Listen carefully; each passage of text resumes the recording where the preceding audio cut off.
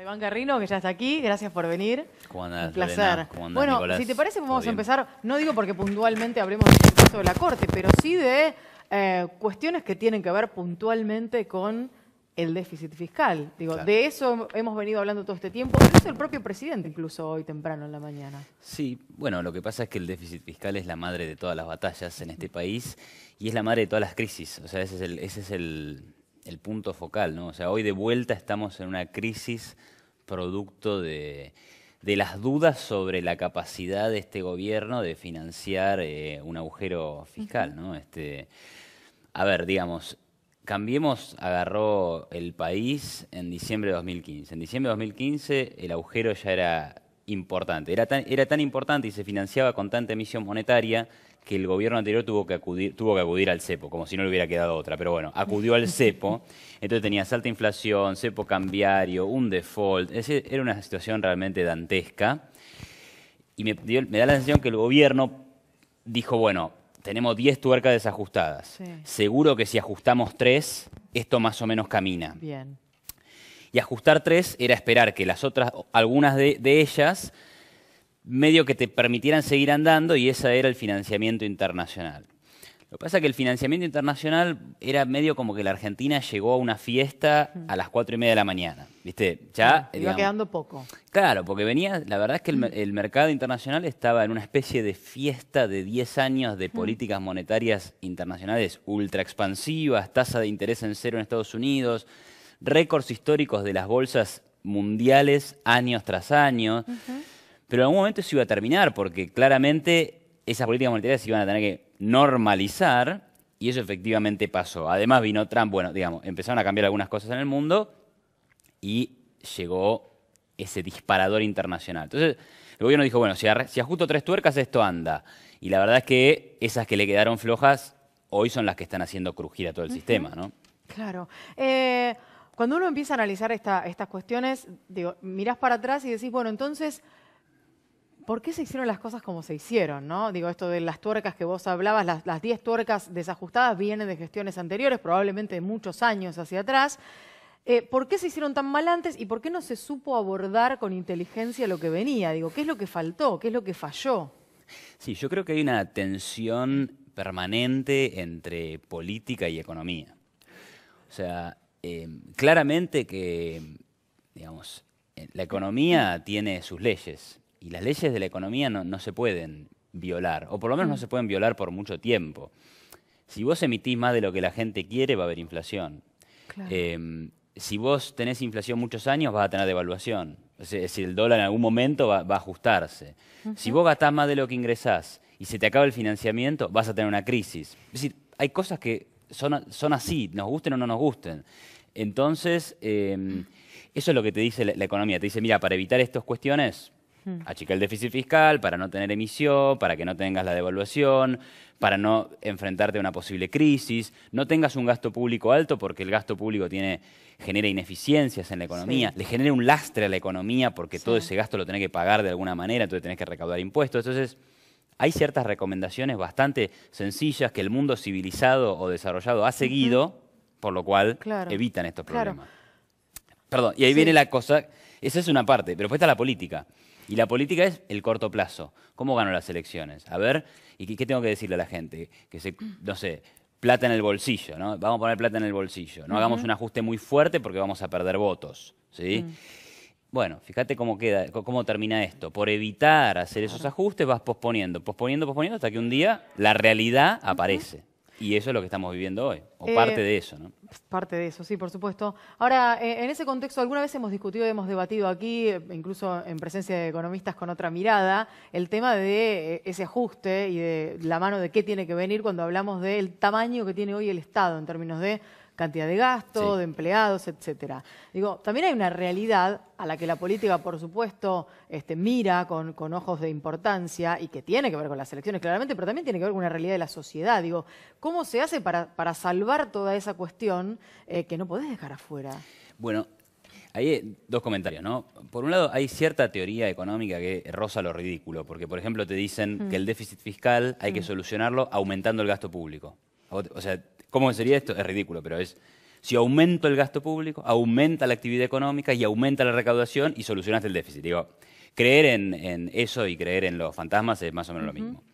Al margen de eso, tu pregunta concreta es, ¿te permite la sociedad llevar a cabo estos cambios? Y ahí, viste, Claro. hay que llamar a un sociólogo, un psicólogo. Porque la verdad es que sí, digamos, me parece que en algún punto los argentinos pensamos que el gobierno tiene que hacer demasiadas cosas de las que en realidad debe hacer. O que como los países nórdicos andan bien con 40% de gasto público sobre PBI, a nosotros esa receta nos va a funcionar. Y la verdad que eso es desconocer la historia de cómo esos países llegaron hoy a poder darse el lujo de tener semejante gasto estatal, ¿no? Entonces, sí, la verdad es que creo que es difícil avanzar en reformas estructurales de la economía cuando la gente cree que la plata sale de los árboles. Sí, me parece que es complicado, es difícil. Y más cuando la política aprovecha esa especie de sabiduría popular y te juega en contra permanentemente, ¿no? Claro. Generalmente se cree que cuando se devalúa se produce una reactivación industrial, entonces, porque empezás a ser competitivo internacionalmente. Ahora, con la situación que estaba la sociedad argentina, esta devaluación que prácticamente licuó los sueldos porque fue muy rápido, en un mes y medio, 2 meses, ¿cómo se reactiva la economía de esta manera? Sí, esa mirada es como que agarrás la película a la mitad. Digamos, agarraste la película a la mitad y viste que el final feliz, y no viste todo el drama previo, ¿no? Esto es lo que dicen algunos economistas keynesianos, ¿no? Entonces, Keynes tiene una frase en su teoría general que dice que el gasto público es tan bueno que hasta es necesario, hasta es reactivante gastar en una guerra o que venga un terremoto. Y si viene un terremoto, después de eso hay que reconstruir. Y obviamente esa reconstrucción te genera un crecimiento del PBI, pero antes que tuviste Claro, un desastre. claro. Desastre. La teoría del capitalismo del desastre, digamos. Claro, ¿no? sí, Del shock. arruina todo porque después para crece. después arreglarlo Sí. y entonces creces. Claro, Claro. que en realidad eso es la falacia de la ventana rota.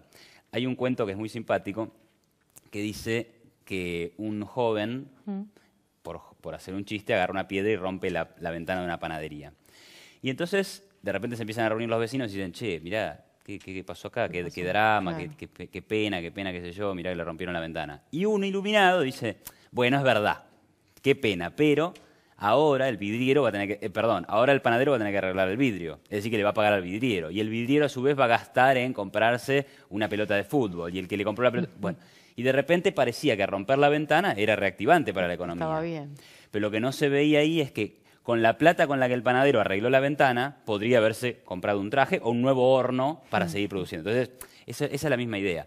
Así que, yendo a la cuestión de la devaluación, sí, de alguna manera, hoy el exportador, si es que la inflación no se vuelve a comer todo lo que subió el dólar, que no creo que vaya a pasar, hoy el exportador está mejor. Pero ¿a costa de qué? A costa de que toda la gente hoy tiene menor ingreso real, a costa de que nuestro PBI per cápita ha caído marcadamente respecto al año anterior, y a costa de que probablemente sea un año muy recesivo, con mucha inflación, cuando la verdad que es lo que Argentina no necesita. Nosotros tenemos que pensar en acercarnos a los países ricos, no ver cómo solucionamos las crisis cada 3 años. En base a eso, segunda pregunta, si necesitamos reactivar vía consumo, o sea, ¿habría que liberar las paritarias nuevamente? No, pero ¿qué es eso? No existe, digamos, la reactivación es, hay que producir. Y para producir hay que tener horizontes de largo plazo, hay que tener rentabilidad, hay que tener reglas claras, respeto a los derechos de propiedad, equilibrio macro, es decir, estabilidad. Mira, como decía antes, el mundo está un poco complicado, Sí. ¿no? Y tenés, digamos, muchas monedas de los países emergentes se están devaluando, están perdiendo contra el dólar. Pero las 3 que más pierden son la de Sudán, la de Angola y la de Argentina. Digamos, países con los que no te querés comparar. Complicado. Pero además, esos 3 países tienen inflación de más de 20% al año. Entonces, bueno, con estas inflaciones, digo, no va. Y la reactivación vía consumo no es así. O sea, antes de consumir tenés que tener ingresos. Y para tener ingresos tenés que producir algo de valor para otro. Ese mismo principio que es microeconómico aplica a la economía, en general. Necesitamos incentivos para que este país se ponga a producir. Ahora, uno mira el contexto y mira también el accionar del gobierno y el intento por modificar determinados rumbos y ciertos caminos, la implementación de nuevas recetas, nuevos funcionarios, digo el caso de Caputo en el Banco Central, con un intento por ir por otro camino, un hombre que todos rescatan como alguien conocedor de lo que está haciendo y como alguien con espaldas para soportarlo, y sin embargo la sensación que va quedando es que las recetas nuevas tampoco funcionan. Sí. Digo, ¿cuál es el camino?